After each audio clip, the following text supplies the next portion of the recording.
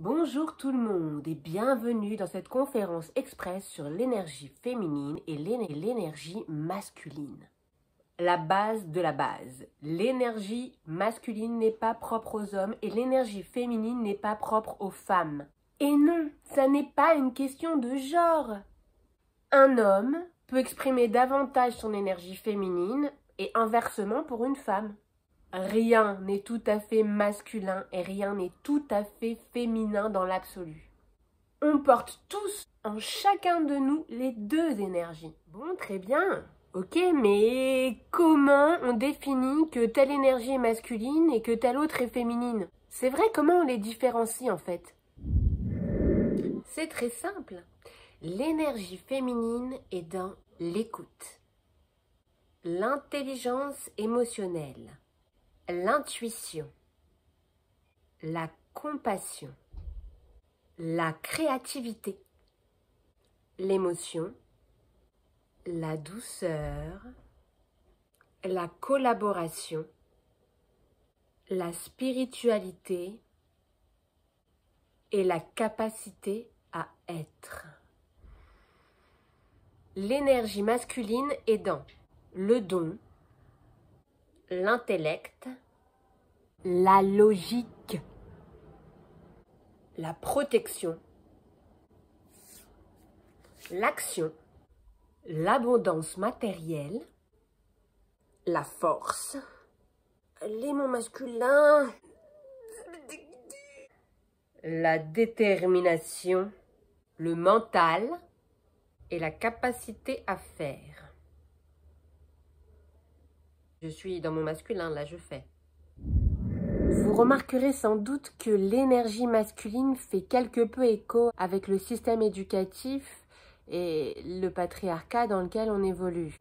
Encore très axé sur la discipline, la réussite et la vision rationnelle des choses de la vie. Mais aucune de ces énergies n'est meilleure que l'autre. On a besoin des deux pour vivre. Elles existent pour être complémentaires. Et quand elles sont en déséquilibre, voilà ce qui se passe. Notre féminin est plus enclin à la passivité, au manque de volonté, aux émotions exacerbées, à la victimisation et au manque affectif. Notre masculin, lui, tend davantage vers l'agressivité, la domination, l'abus de pouvoir, le contrôle permanent, le comportement conflictuel. On vit dans une société patriarcale depuis très longtemps maintenant et le déséquilibre que ça crée est clairement palpable à l'échelle mondiale. Avec un épuisement des ressources humaines et naturelles, avec une contrainte généralisée des intérêts matérialistes comme le pouvoir, le succès, l'argent, etc. Une croyance que la prospérité collective se mesure en termes de productivité, vitesse, performance. Et les conséquences en sont une détresse morale, une santé mondiale en berne et la planète en déclin. Maintenant que la prise de conscience de l'importance de la gestion harmonieuse de nos énergies féminines et masculines est enclenchée,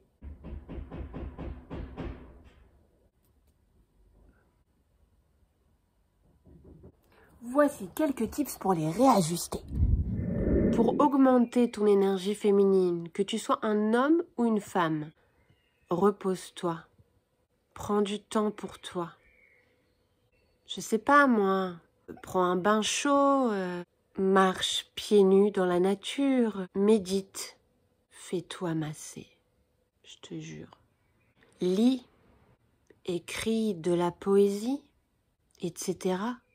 Pour augmenter ton énergie masculine, que tu sois un homme ou que tu sois une femme, établis-toi une routine personnelle ou professionnelle et fais en sorte de t'y tenir.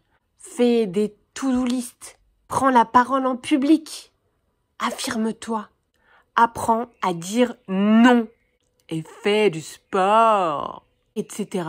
Le concept de l'harmonie n'est pas facile à apprivoiser, je vous l'accorde, et puis ça peut prendre du temps aussi. Alors, je vous conseille dans un premier temps juste, oh merde, de ralentir et de respirer.